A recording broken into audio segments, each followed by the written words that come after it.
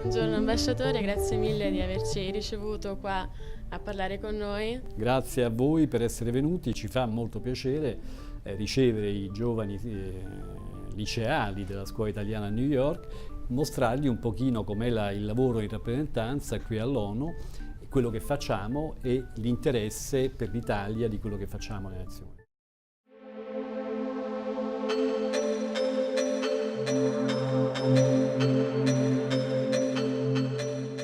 So the Calander Institute was founded in 1979 as the Italian American Institute to Foster Higher Education.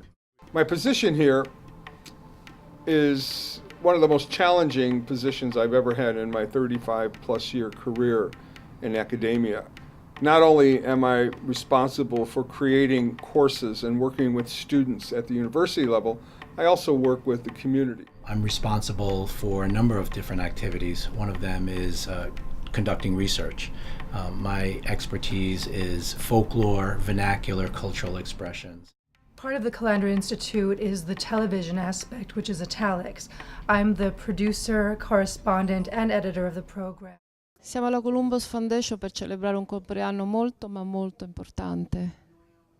Beh, lei trovo buona, a 90, insomma, infatti in Italia non dicono, io ho detto non dite più anni, contateli in lustri, periodo di 5 anni è un lustro, quindi dite che io lustro è anche luce, quindi io la mia età è 18 splendori.